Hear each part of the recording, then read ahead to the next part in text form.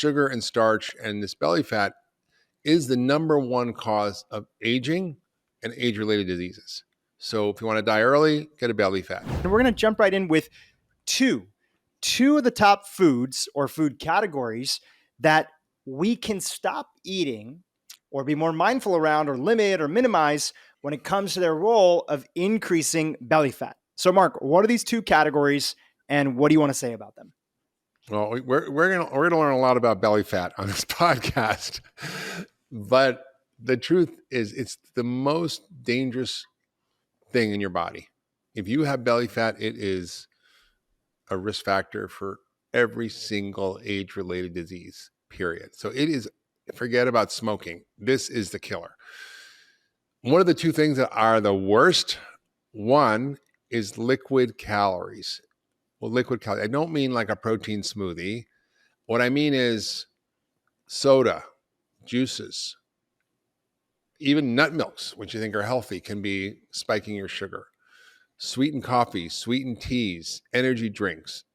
We are living in a sea of liquid sugar, and it's different. It's really different than regular sugar. I mean, regular sugar is bad enough, but this seems to just accelerate the development of belly fat by being quickly absorbed, spiking blood sugar, spiking insulin, and that just leads to this whole cascade of belly fat. It's really bad.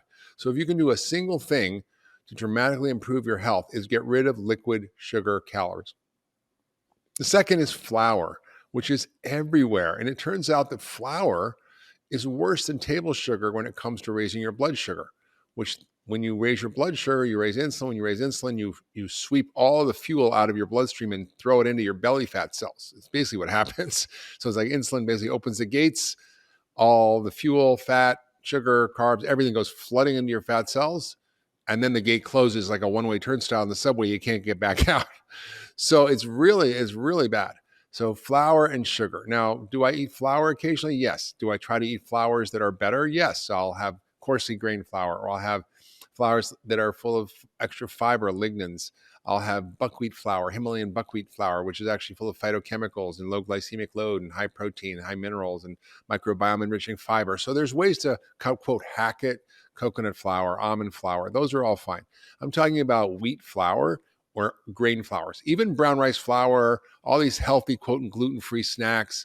They're actually often worse than regular flour because they're just so highly processed and quickly absorbed. So those are also huge things. And, it's different eating a whole grain versus whole grain flour. Even if you eat whole wheat bread, it's still a problem. So I would stay away from flour and sugar, except on occasion as a treat, and make sure you have a meal that includes protein and fat and fiber so you actually can mitigate the effects of the flour on your blood sugar. So Mark, let's break down the basics. What is belly fat and what are we learning about why it's so problematic for our long-term health? So, most of us were taught that, fat is just fat. It's like this inert thing, it's just there holding up your pants. It doesn't really do much. Not good to be fat or have fat on your body too much, but it's not a thing really. That's how it was when I was in medical school. But now we've learned that the fat cells in the belly, we call visceral fat or belly fat, it's essentially the fat around your organs, around your liver, kidneys, intestines. All this fat is very different qualitatively. And when you see someone with a big belly, or even who's skinny with a little belly, that is a sign that they're accumulating this belly fat. And what these cells are a whole nother organ. They produce cytokines. You've heard of the cytokine storm. Why is it that people with obesity are at the highest risk of hospitalization and death? Because their belly fat cells produce what we call adipose cytokines. One in particular, called interleukin 6 or IL-6, is one of the key cytokines that's driving the cytokine storm in COVID. So that's why we're seeing this problem, is because of belly fat. Why people are dying from COVID is because of belly fat. That is important to understand. If everybody in America was thin and had no belly fat really to speak of, COVID would be like a non-issue, right? Unless you're really old or have a chronic disease or something terrible. But 88% of us have some degree of belly fat that's driving this problem. So that's one issue. They also produce all kinds of hormones. So you see all kinds of changes in people's bodies. For example, women, when they have a lot of belly fat, will get acne, they'll get facial hair, they'll lose the hair on their heads. Men the opposite will happen. They'll get high estrogen levels because the fat converts testosterone, estrogen. They'll get breasts. They'll lose all the hair on their body. They'll get soft skin, like a woman. So these are real things that happen. They also change your brain chemistry, and they affect your hormones and your mood and your appetite. There's literally hundreds of molecules that are being produced by these fat cells. They're not just storage units for extra calories. They're literally organs that are dangerous organs that are producing inflammation, screwing up your hormones, screwing up your brain chemistry, and making you sick and causing all the diseases of aging. So, Mark, talk about how actually belly fat and fat as a whole, but specifically belly fat, might have been used as a survival mechanism, but now it's kind of gotten completely out of whack in the way that it's around with us 24/7. Yeah, well, Drew, we evolved in a sea of scarcity. Now we live in a sea of abundance, and our genes are adapted to scarcity very well. So we are very good at accumulating and storing any excess calories. So I remember going to Alaska a few years ago with my daughter, and we were watching this grizzly bears hunt the salmon in the early part of the summer. And we were told by the guide that they eat the salmon, they do fine, but they don't really gain a lot of weight. And then they go up into the mountains in the end of the summer and they eat berries, and they will gain 500 pounds of fat by eating sugar, essentially. And they gain all that weight. And then what do? Then they hibernate. So they lose all the weight through the winter. That's why they don't get high blood pressure and diabetes and just continue to have problems. We just keep eating all winter. That's the problem. And I think the challenge with our modern diet is the absolute excess of calories, the absolute excess of sugar and starch in our diet, and the endless ability to overeat. We're producing between 500 and 700 more calories a day per person in America than we did when I was born. So I think we have to really take a good serious look at the way our bodies are adapted, which is to store as much fat as possible, as quickly as possible, when we have an excess of calories or we have an excess of sugar calories. That's a good thing in the context of these feast famine events that happen throughout human history. The problem now, we just keep eating. So we have to actually stop this process of overeating and eating the wrong foods that's driving this belly fat, because it is the single biggest thing that's driving disease. So at one point it was an adaptive mechanism. Now it's a maladaptive mechanism. Yeah, there's a great new book out, and you're doing an Instagram live with the author. And I believe the book is called Nature Wants Us to Be Fat, and it's Dr. Richard Johnson. And he's one of the top researchers in the space of uric acid and belly fat. And he, through his investigations in hypertension, discovered that, the theory is that millions of years ago, human beings developed this ability to basically use fruit, high amounts of fruits, just like you're talking about other animals like bears, to Yeah. pack on all that fat and survive the winter. It's a fascinating Instagram Yeah. live. We're going to tune in to watch it. And the book is really interesting as Yeah. well. Well, think about it. The fruit trees all come in at the same time. So what are you going to do? I mean, they didn't have canning. They didn't have like freeze drying. Like they just had to eat as much as they could while they could get it. And that's basically what we're designed to do. And then the more you eat it, the more you want it. So that's how it works. So your body is triggered into overeating when there's an abundance of sugar. It's just how your body's set up and designed. It's not a design flaw. It's actually a good thing, except it's only a flaw when we have a highly processed industrial food system. Talk a little bit more about liquid sugar. Why is it that liquid calories, specifically liquid sugars, again, sodas, large amounts and frequent use of fruit juices, especially on an empty stomach, first thing in the day, like the classic American orange juice, energy drinks, over sweetened and highly sweetened, coffees and lattes that people are getting from places like Starbucks. Why are they so problematic? And how is it that they produce so much more belly fat than other foods that people are consuming? So as I said earlier, sugar calories are bad and liquid sugar calories are worse. And the reason is they're unpacked from the matrix of food that they're in. They're not in a matrix of fiber or protein or fat. They're just pure sugar.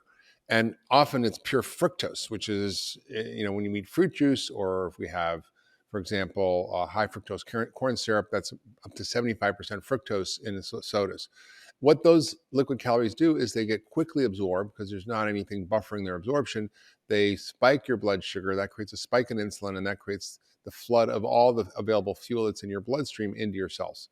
So it goes right into your belly fat cells. It doesn't go into your butt or arm or your earlobe, it goes right into your belly fat. And that is why the liquid sugar calories are the single biggest correlate with obesity in America. If you look at what are the things that people do that are most linked to obesity, it's liquid sugar calories.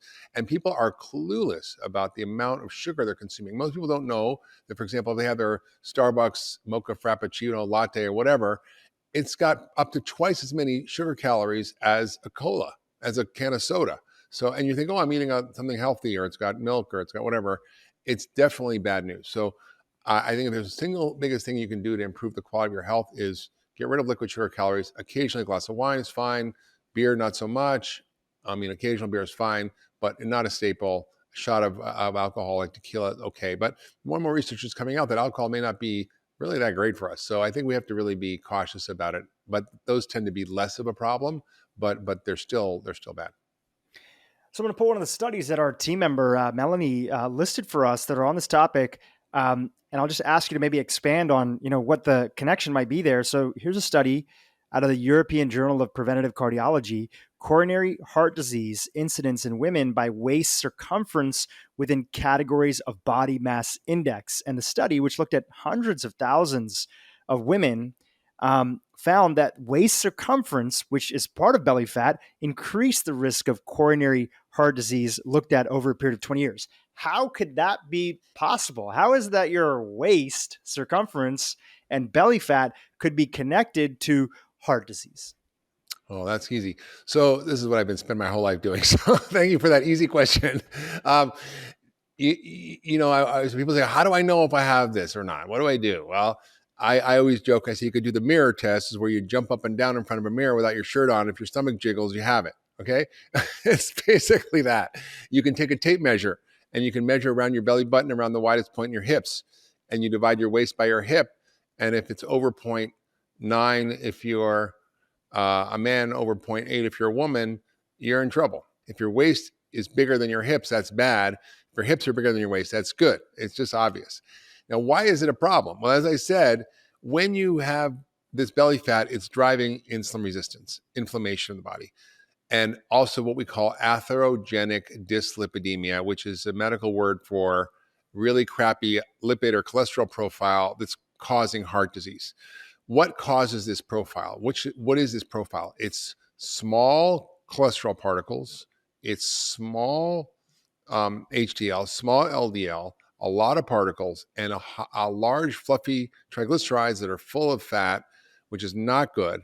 And it leads to this horrible problem of high triglycerides, low HDL, small particles, which is the big driver of heart disease. If your cholesterol is 300 and your HDL is 100 and your LDL is 70, or even let's say your LDL is 150, I'm not that worried, and your triglycerides are normal. If your cholesterol is 150 and your triglycerides are 300 and your HDL is 30, like that's terrible. I'm really worried about you, even though one cholesterol is 150, one is 300. I'm much more worried about the 150.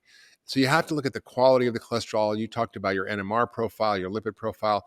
This is really key. So we have to look at the right type of cholesterol. And when you have this belly fat, it causes the wrong type of cholesterol.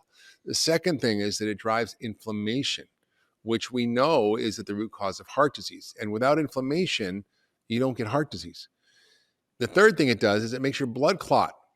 So if you have too much sugar and starch, it makes your blood thick, and it leads to this increased clotting risk. And a heart attack is a blood clot in the heart. A stroke is a blood clot in the brain. So basically, that's why you don't want to have belly fat, and it's why it's so bad to eat these liquid sugar calories or anything that's going to cause belly fat. And by the way, it's a linear correlation. So it's like this: the more your waist to hip ratio goes up, the more your risk of heart attacks and death. Powerful, powerful reminder. Let's take another category that people are familiar with, and that is dementia, cognitive decline. And there is a study that we'll link here in the show notes. And the title of the study in the Journal of Neurology is Central Obesity and Increased Risk of Dementia More Than 3 Decades Later. And I'll read out the conclusion for you and you can expand on it. Central obesity in midlife increases risk of dementia independent of diabetes and cardiovascular comorbidities. 50% of adults have central obesity. Therefore, the mechanisms linking central obesity to dementia need to be unveiled. Why would something like belly fat be connected to dementia? Well, basically, the bottom line is bigger belly, smaller brain. The bigger your belly is, the smaller the hippocampus is. It literally shrinks, which is the memory center in the brain. And the reason this happens is you get a phenomenon we call diabetes of the brain. Type 3 diabetes, we're calling Alzheimer's now, or insulin resistance in the brain. And this can happen independent of cardiovascular disease. So we know that, as I said earlier, that sugar and starch and this belly fat is the number one cause of aging and age-related diseases. So if you want to die early, get a belly fat. If you want to have a heart attack, get belly fat. If you want a stroke, if you want cancer, if you want Alzheimer's, if you want high blood pressure, belly fat's your ticket. So you don't want that going on in your body because it leads to all these metabolic changes.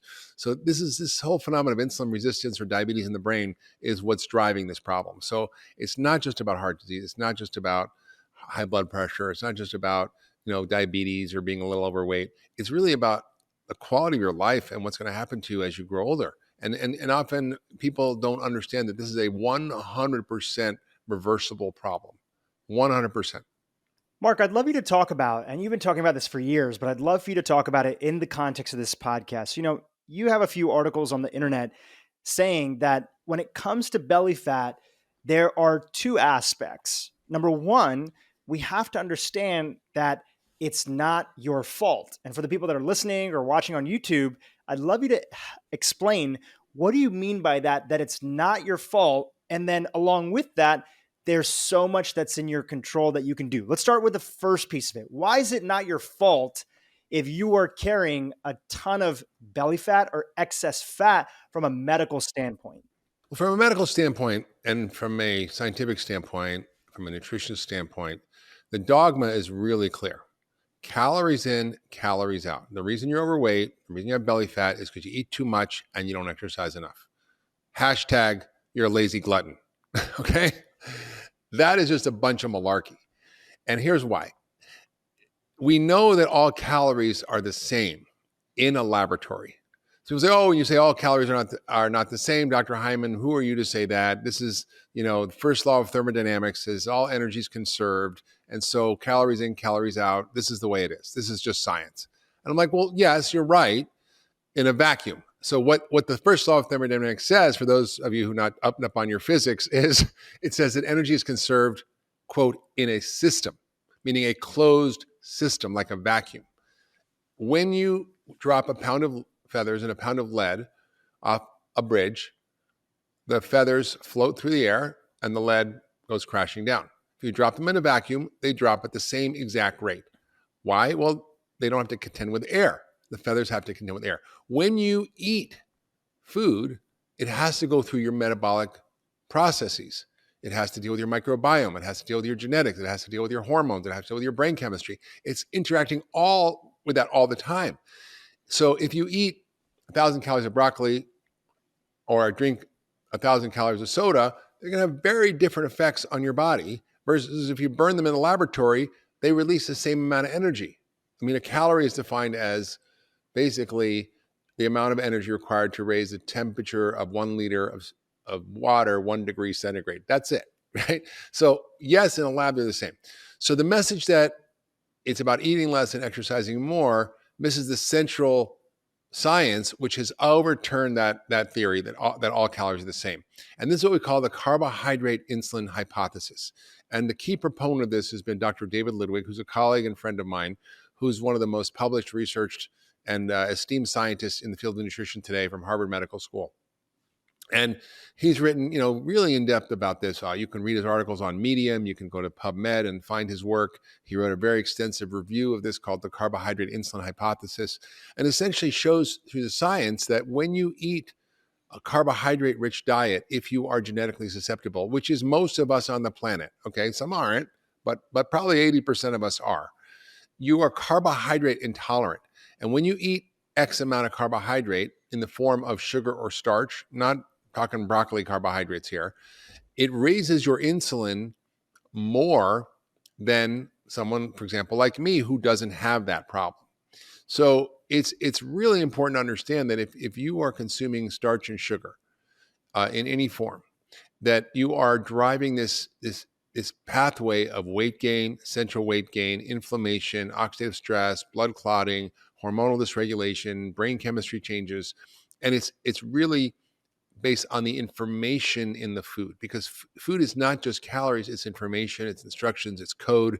It can upregulate your genes or downregulate them. It changes your microbiome, it changes your immune system, it changes your hormones, your brain chemistry. We have tremendous power to understand now the quality of our food determines the quality of our health. The quality of the information in the food is what changes the messages that get turned on or off in your body that regulate everything, not just your weight. So it's so important for people to understand that when they're eating food, not only are they eating calories, but they're eating information. The second thing around it's not your fault you're fat is we live in a toxic nutritional landscape. It's almost impossible to go out there and hunt and gather in America and find stuff that's not going to kill you, right? I mean, I travel, I go to airports. I mean, they've gotten better for sure, but I never travel without my emergency food pack in my bag. I carry protein and fat in my bag for at least a day's worth of food, so I don't have to get stuck in a food emergency. But it's rough out there in America, and we are living in a toxic nutritional landscape where the easy choice is the wrong choice, and the hard choice is the good choice. It's such an important reminder for everybody who's watching, because I think there's so many individuals, and Mark, I'm sure you've had patients, and I'd love to talk about a case study. There's one that comes to mind, somebody who suffered tremendously with excess weight and specifically belly fat and what they did to get better. But there's so many people that carry around the guilt because they've been told their whole life through the media, maybe even their doctor, their well-intentioned doctor who's just repeating what they learned, that they need to finally get some willpower and get their life together. And so many of these people have tried so hard. They tried so hard and they tried so many different things. But because they are trying the standard advice, which is just eat less and exercise more, which is the same advice that they gave to the people on the show, The Biggest Loser. I'd love for you to talk about that and what we've found out from that experiment. They feel like it's not working. So talk a little bit about The Biggest Loser, and then we'll go into a case study. Well, The Biggest Loser was a problem because people were, motivated by money. They were given extremely low calorie diets. They were pushed beyond their limits in exercise, and they were able to achieve some significant weight loss, which you will do. And the problem is when you do that, your body is in a state of crisis. And as soon as you stop, it's going to rebound and you're going to gain back that weight, and often more, because often when you lose fat and muscle. When you gain back, you just gain back fat. So you could be basically the same way as you were when you started your diet and actually burning less calories. So that happens to people. And you see, people who are really overweight or struggle with yo-yo dieting their whole life. You say, well, they go, I don't really eat that much. I don't know what's going on. And they're right. They're right. Their metabolism has slowed down so much because they've lost so much muscle and they've screwed up their metabolism. So, if you lose weight, you have to work on your muscle mass, which is important. And that has to do with the quality of the food you're eating. But the whole idea that you can go on these crash diets, and I never put people on a calorie restricted diet. Never. I never say count your calories, cut your calories, don't eat too many calories. I don't even say the word calories. It's just so irrelevant. And I've had people lose hundreds of pounds, and it works because when you use science, not willpower, it's easy. People aren't hungry. They feel nourished. They feel satisfied. They don't feel deprived. It's sustainable. They want to continue it. They feel good. You've got to use science, not crazy amounts of external force or internal force like willpower to actually get you to do it. So Mark, let's get into that case study. And is there somebody in mind that you want to talk about and what they did to radically reduce the amount of belly fat, which then, besides looking better, and everybody cares about looks, it actually reduced their risk of many of the chronic diseases that we talked about earlier? Well, this is a great example, Drew, because it illustrates all the bad crap that can happen to you if you eat sugar and starch your whole life, really. And then it illustrates how quickly it turns around if you change. Because, think about it. We spend 40, 50 years getting sick. It can take a few months to get better, which people don't realize. It's really dramatic. So, it takes a while for food to kind of screw you up, but it can take very quickly for you to get fixed by it. And this woman was named Janice. She came to see us at Cleveland Clinic. She was 65 years old, and she had every kind of chronic disease except cancer and dementia. I mean, she had high blood pressure. She had pretty bad heart disease with needing stents and all kinds of procedures. She had heart failure because her heart muscle was damaged. She had type 2 diabetes on insulin. Her kidneys were starting to fail. She was getting fatty liver. So pretty much her whole body was starting to shut down. And she came in pretty desperate. And she was a fairly well-educated woman, but her family just had no food sense. And they grew up on junk. And she thought this is just what you eat, processed food. She never knew how to cook or do anything.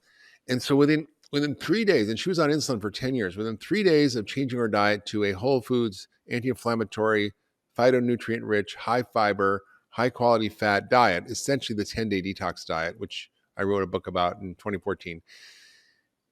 Essentially, within 3 days, she was off insulin.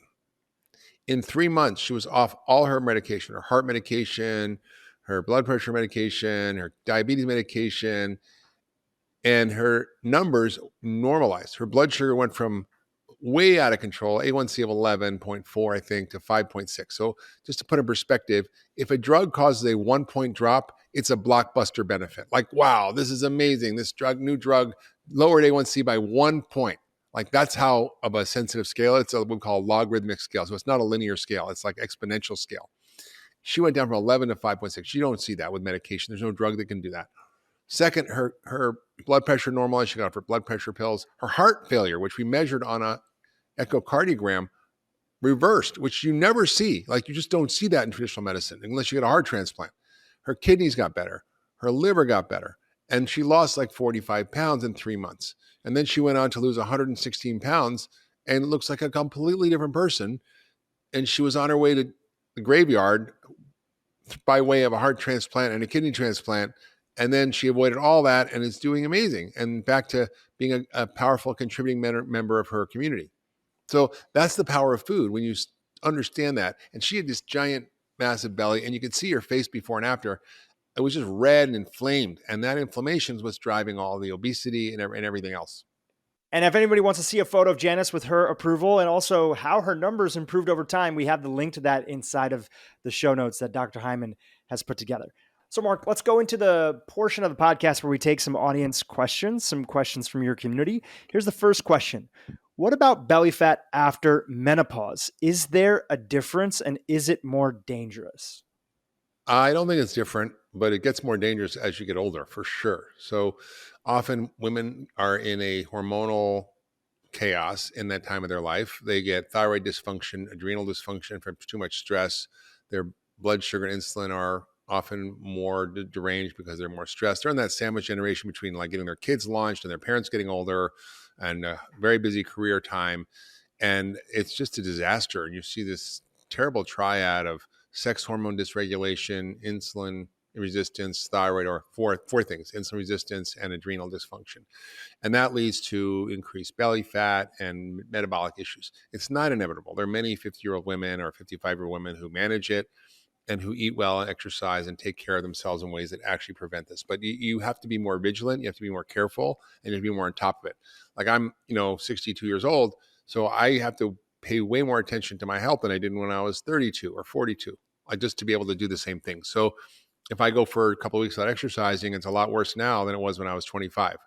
It takes me a little more time to get back to where I was. So really important to understand that you need more inputs as you get older, but you can still maintain vigorous health and strength. And they've shown that with the research that actually you can stay vital and healthy and fit very, very long into your later life.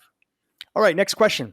What's the challenge with eating late at night, regularly having dinner at 9 p.m., 10 p.m., or even eating late night snack at 11 or midnight, maybe even 30 minutes, 10 minutes before people go to bed? One of my first books, Ultra Metabolism, I wrote about what we call the sumo wrestler diet. And basically the sumo wrestlers, the way they gain weight, because you got these little Japanese people who are not genetically prone to being obese.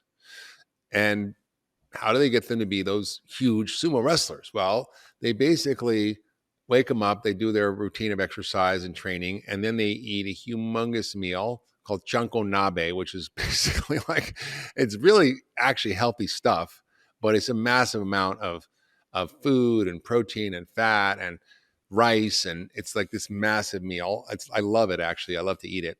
But it just makes them gain a lot of weight. So they basically had this giant lunch and then they go to sleep and take a nap. and then do the same thing after the afternoon. They may wake up, a little exercise, big dinner, go to bed, and sleep with a big full stomach. That will make you gain weight. Why? Because when you're sleeping, your body's in repair storage mode. So all these hormones change from day to night, and the hormones at night are storage hormones. So you're going to store all that food as belly fat. So you don't want to eat before bed. 3 hours at least.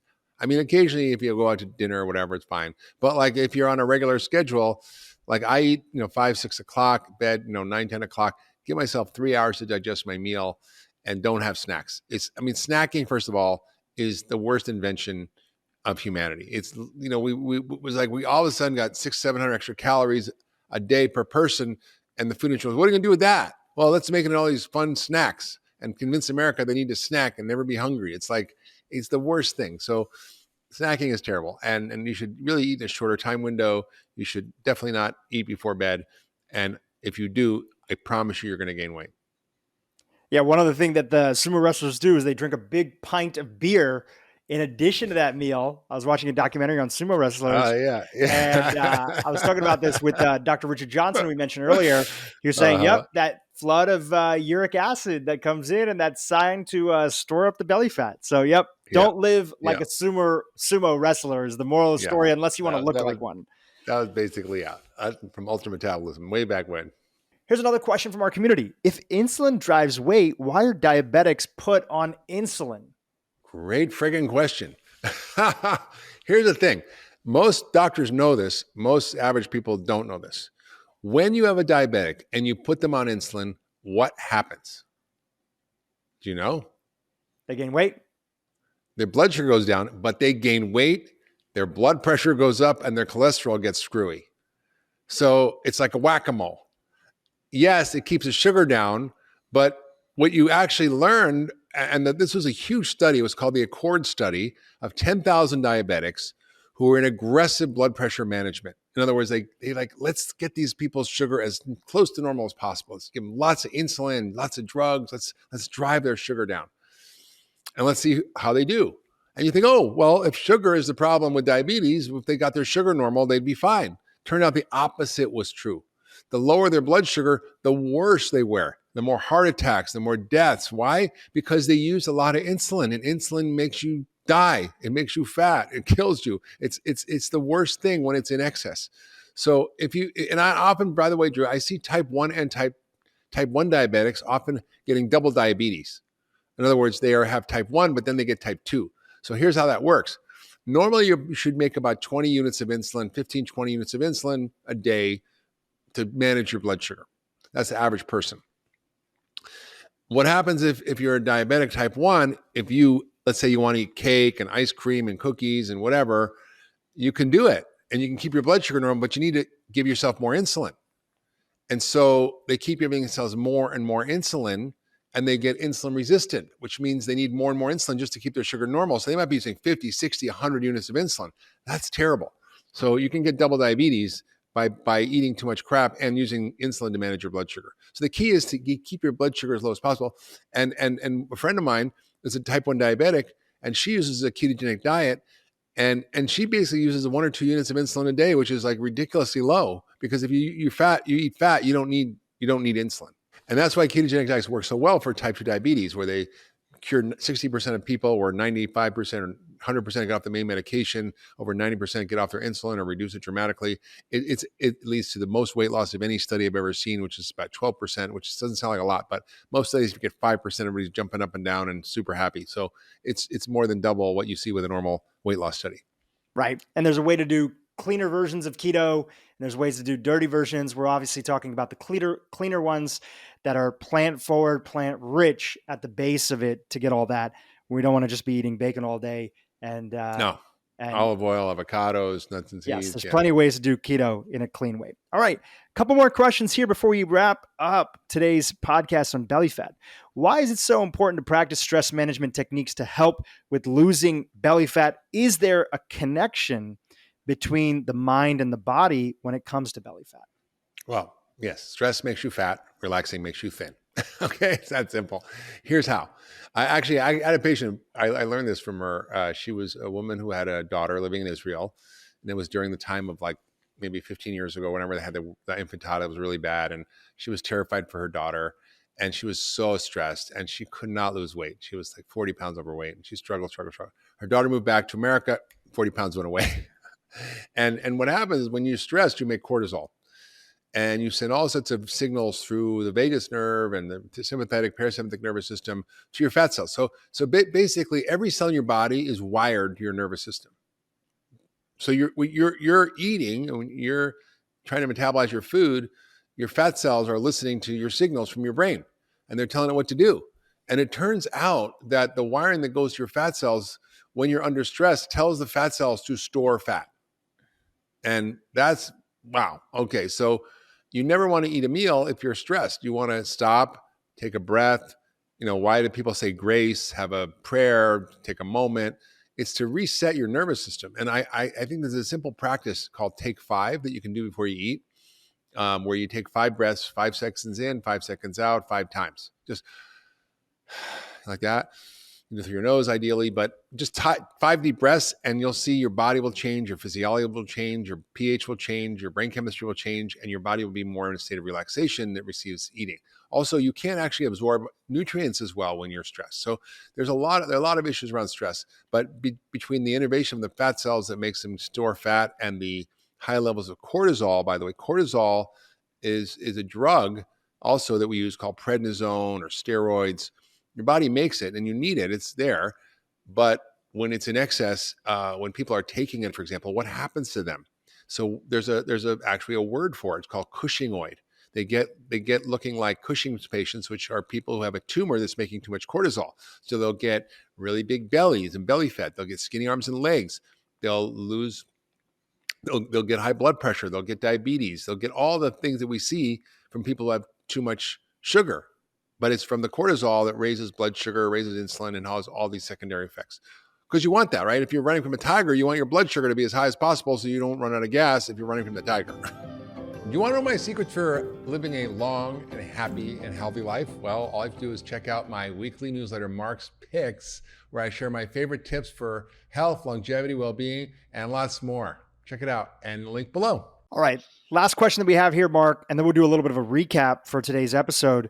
What is the role of fasting or intermittent fasting when it comes to losing our belly fat? And are there techniques or resources that Dr. Hyman has to make it fasting easier or less scary is what I'm reading into the question. Yeah. Okay. So time restricted eating, intermittent fasting, fasting mimicking diets, ketogenic diets, they all do the same thing.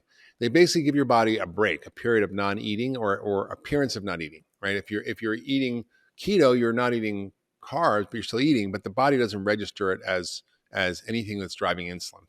So if you could drink a liter of olive oil on an empty stomach, your insulin will not rise one bit, even if it's 1,000,000 calories. It just doesn't go up, right?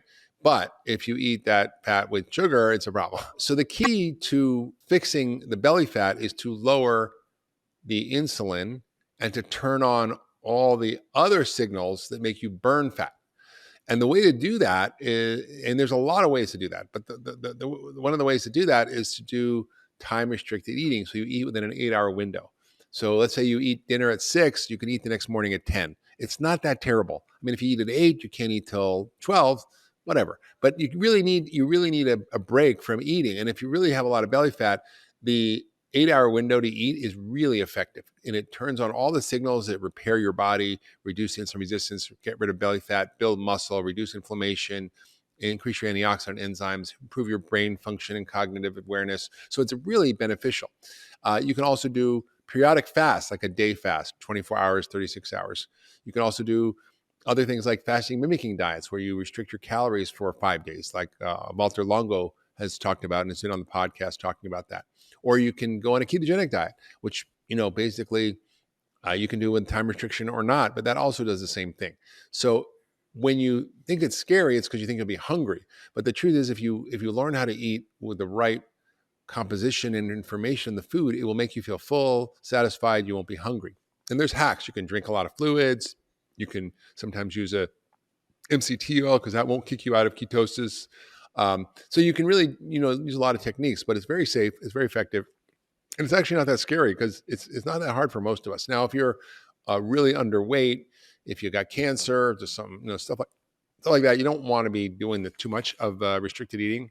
I mean, I know for me, I can do 16 hours. If I go more than that, I'm in trouble. Like I get in trouble. So I just I have very low body fat, and I'm probably too stressed, but I don't really feel stressed. But I think my adrenals have beat up over my life. But I've been trying to recover from my life. But the truth is, your body usually does really well if you have any visceral fat doing time restricted eating, intermittent fasting, or ketogenic diets. Hey YouTube, if you like this video, you're going to love the next one.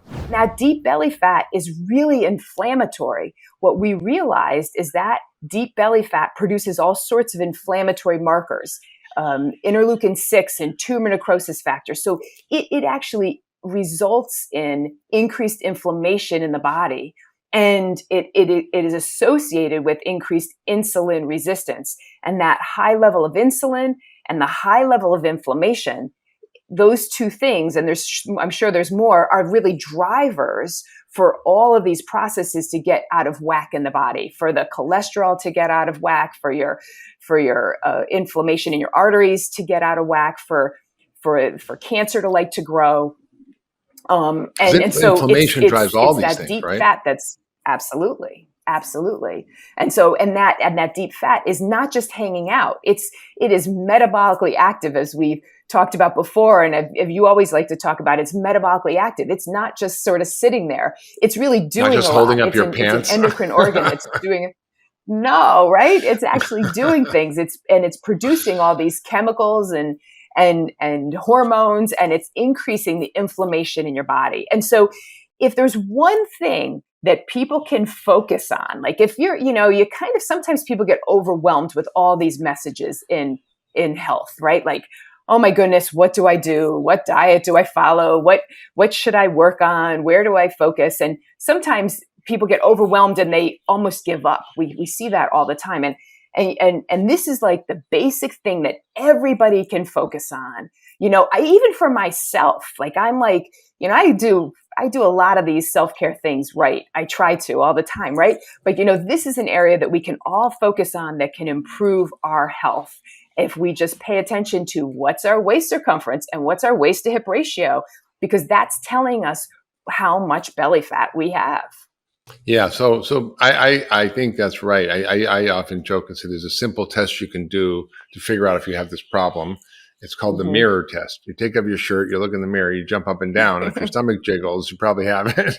And the truth is 88% of Americans have it. Are metabolically unhealthy. That's because they have this visceral fat. It's making them unhealthy and causing all these other problems that we see as separate, right? Oh, I have high blood pressure. Oh, I have high cholesterol. Oh, I have high blood sugar.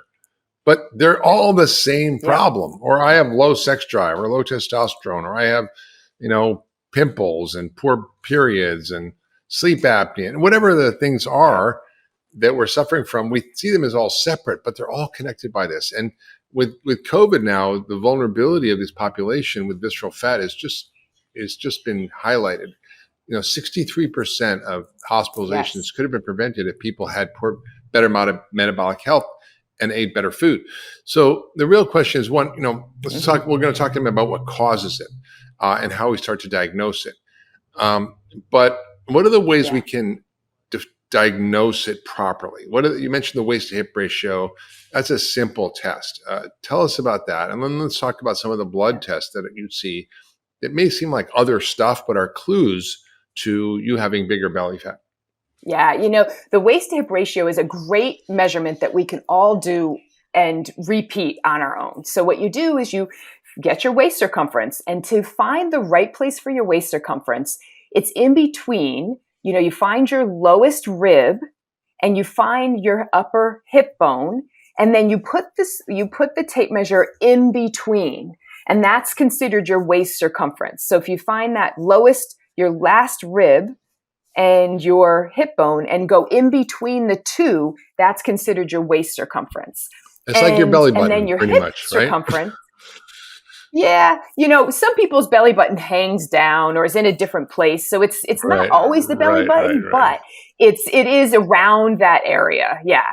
And then their hip circumference is it's considered over the greater trochanter. But if you don't know where that is, I always say to people, go over the largest part of your hip, because that just makes your number look better. So you want to, get the biggest hip circumference as you can have. Not that you want to be, way overweight, but you pick the biggest hip circumference to determine your waist hip ratio if you can't figure out where that greater trochanter is. Yeah. So for the goal for Caucasians is to have a waist circumference less than 35 inches for women and less than 40 inches for men. For Asian and Indian ethnicities, it's stricter, less than 31 inches for women and less than 37 inches for men. And that waist to hip ratio is a great measurement to do. So for women, you want to be less than 0.8. And for men, less than 0.9 is the waist hip ratio you want to have.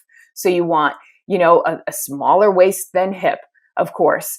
And the neat thing, this is a really simple test you can do and something you can check every month. You can redo your waist hip ratio every month and watch your progress and say, okay, what am I doing? What do I need to do? And, it's a really inexpensive way to figure out, is this a problem for me? Yeah, that's really huge. And I think it's also important what you said, in that people who of Indian or Asian descent can have significant visceral fat and all the complications from it at much lower weights. So they may, if you look at their weight might be perfect. It might be less than 25, 23 in their body mass index, which 25 or more is overweight, but they may be full of this visceral fat, and they can be diabetic, they can be thin, and they look thin. We'll call them skinny fat. So they have the same issues as someone who is overweight, but they're just over fat. Yes, or TOFI, right? Thin on the outside, fat on the inside. So if you are a smaller person, then that's where also that waist to hip ratio can be really helpful. And you're right. No test is ever perfect. For some people, the waist circumference or the waist to hip ratio isn't giving us all of the information. There's a lot of other biomarkers that, of course, tell us that somebody has too much visceral adiposity, that somebody is carrying too much weight around the belly. If we see a high C-reactive protein or marker for inflammation, it makes us wonder, okay, do they have metabolic syndrome, insulin resistance, visceral adiposity? If we see that fasting insulin greater than 5, that's when we say, okay, this is something we have to pay attention to. If we see too many small, dense LDL cholesterol particles, we've spoken about that before, that's a sign that somebody has insulin resistance or visceral adiposity. If we see, we also check for things like oxidative stress, too many free radicals being produced, that's a sign. If their liver function tests are high or they have signs of fatty liver, that can also be because of this visceral adiposity. Or gout, high uric acid, that can also be because of this. Or that pattern in cholesterol, the high triglycerides, low HDL. All of these things can give us a sign, give us information and say, okay, this person is struggling with metabolic syndrome, insulin resistance, or probably because of visceral adiposity. And you often notice all these things abnormal at the same time, right? So you see a pattern, and it's really pretty easy to diagnose when you know what to look for. So you get inflammation, you get abnormal cholesterol, and you get high blood sugar, high insulin, lots of oxidative stress, your liver. I mean, these are all things that seemingly are treated like separate problems, but they're all connected to this visceral fat. And what's amazing is to watch them improve when we make shifts or changes in somebody's lifestyle, there's lots of things that can contribute to this, from toxins in the environment to shifts in the microbiome to poor diet, having a nutrient poor diet. Eating too many refined and carbohydrates and simple sugars, not getting enough exercise, poor sleep, too much stress can all contribute to it. But when we shift somebody's lifestyle and when we make shifts in these issues that they're dealing with, we see these markers, these biomarkers improve significantly. So it's really fun to watch. We see it improve all the time. Hey everybody, it's Dr. Hyman. Thanks for tuning into the Doctor's Pharmacy. I hope you're loving this podcast. It's one of my favorite things to do, and introducing you all the experts that I know and I love and that I've learned so much from. And I want to tell you about something else I'm doing, which is called Mark's Picks. It's my weekly newsletter.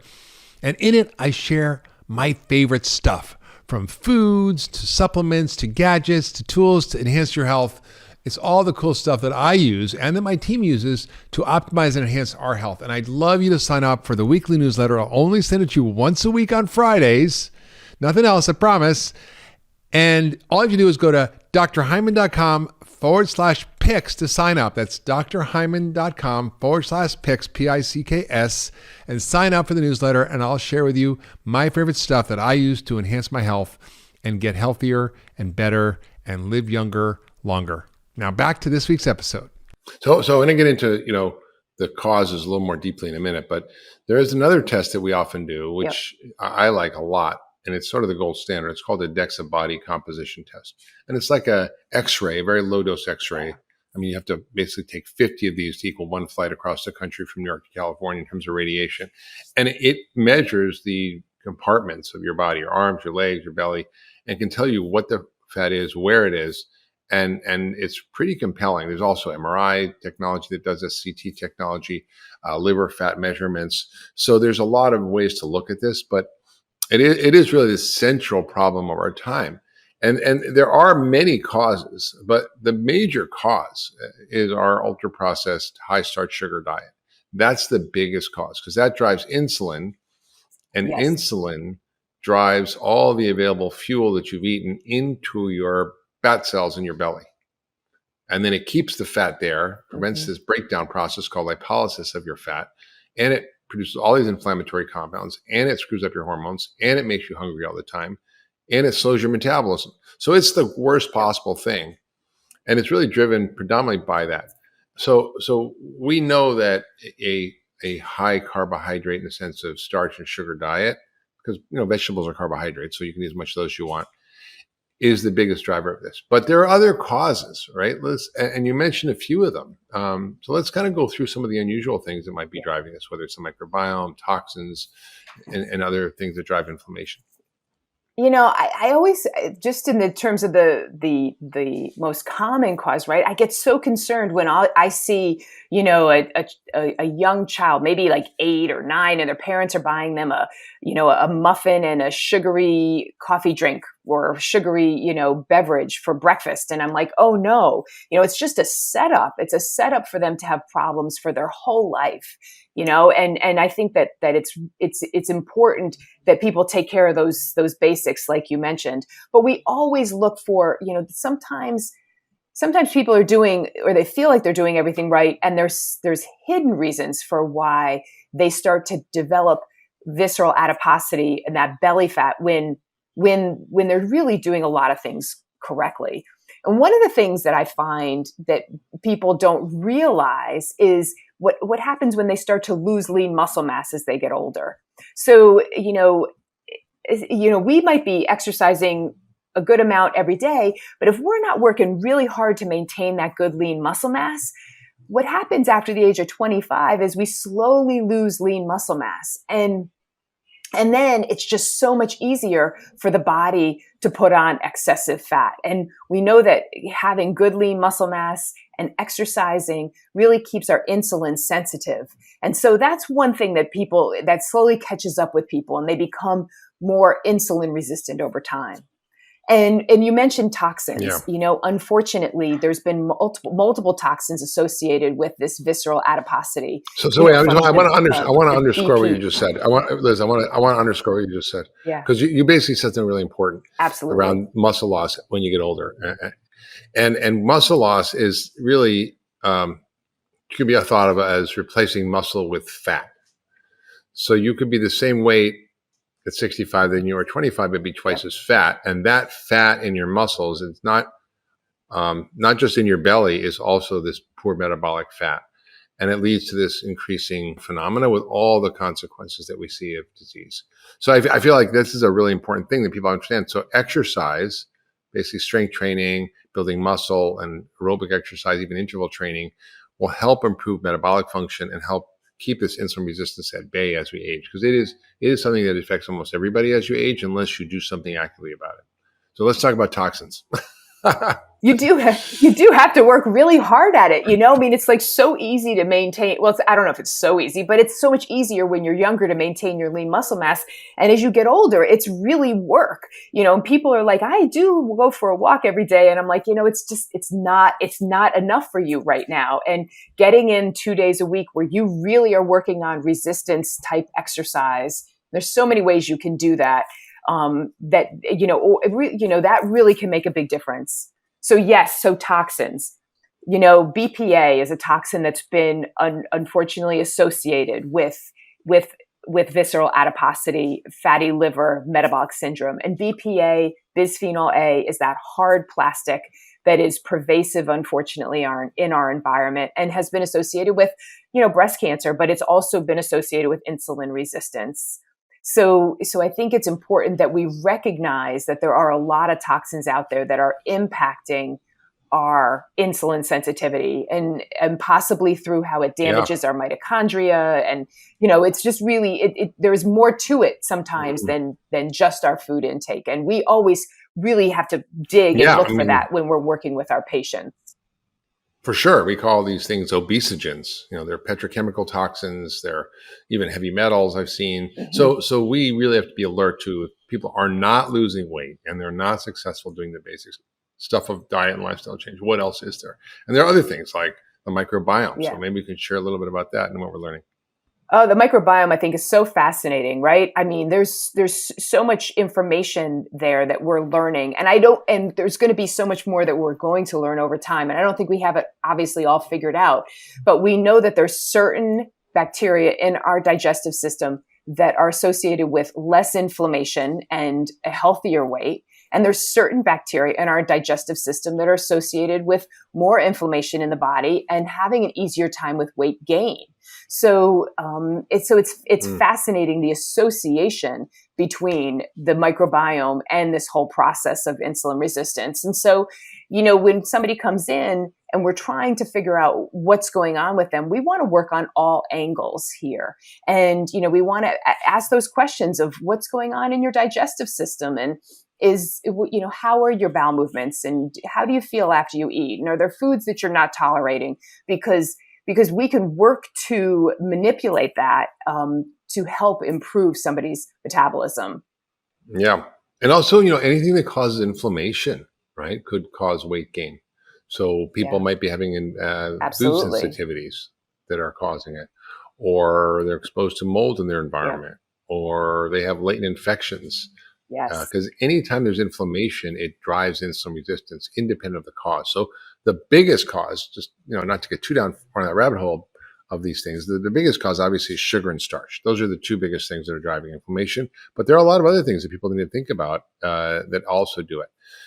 Now, people listening might be going, okay, yada, yada, yada. Okay, all this great science about belly fat and what it does and why it's bad and how to test for it and, what causes it. But how do I get rid of it is the big question. How do you actually get rid of it? And I think it's so gratifying practicing functional medicine and at the Ultra Wellness Center where we work. It's so gratifying seeing this, because this is one of those kind of slam dunk, idiot-proof things for most people, and it happens so quickly, and it's so striking because people are always struggling with this. I'm like, well, if you understand biology and how the body works and how it functions, which is really the foundation of functional medicine, which is understanding how to work with the body rather than against it, you can drive these biological changes really quickly and really change the quality of the fat dramatically. And the fat, and just give you a quick example, and then we'll go into what to do about it. This is one of my favorite studies that I've read recently, is a study looking at gastric bypass surgery. Basically, they said, well, gastric bypass works because it causes all these, amazing changes in hormones and appetite and blah, blah, blah, blah, blah, blah, blah. So there's all these theories about why it works. Well, somebody decided maybe we should test this theory. So they took a bunch of people who were really overweight and they gave them a gastric bypass on half of them. The other half just ate the diet that the gastric bypass people ate after they had the surgery. And there was no difference. But very quickly, within days of changing their diet, the quality of their fat changed. And it went from being inflammatory fat that's driving all these problems to really shifting that. And so it can happen pretty quick. even if you're still a little overweight, you can still have the metabolic and health benefits. And of course, you still need to get the weight down, but I think it's just an interesting phenomenon. So I kind of love that study. So let's talk about, what do very you good. do, and some case studies that you've had that really sort of illustrate the ways in which we can use this strategy of function and science, functional medicine and the science to drive real change for these patients in their, not only their belly fat, but all the other biomarkers and health issues and consequences that come from having this belly fat. Absolutely. Like we were talking about, the visceral adiposity, that belly fat is associated with high levels of insulin in the body and insulin resistance. And that means that the body isn't listening to its insulin as well as it used to. And so that high level of insulin, as you mentioned earlier, causes us to store calories and to just gain weight. It makes us more hungry, but it also makes it much harder to lose weight. So one of the things when you were talking about, okay, how do we really work with our physiology, is we want to prevent insulin spikes, because we know that higher levels of insulin are what's really driving us to gain this visceral adiposity. And so, as you mentioned, it's those refined carbohydrates and sugars that drive up insulin levels in the body. And we know that if we just ate just fat, we wouldn't secrete a lot of insulin. And protein, we secrete some insulin, but not as much as with carbohydrates. So what's really important is bringing down the percentage of calories that somebody's getting from carbohydrates, especially the refined and processed carbohydrates that cause that insulin spike. And so I always talk to people about that, having that balance of the, good healthy fat and lots of fiber and some protein at every meal, and just pulling away the simple sugars and refined carbohydrates, because that brings the insulin down and makes us less likely to hold on to that weight around our belly. If you love that last video, you're going to love the next one. Check it out here. We're seeing rampant increases in autism, in neurodegenerative diseases. So we have to grapple with this problem of brain health in a more focused way, because it is the thing that we need to operate in our lives, to be happy, to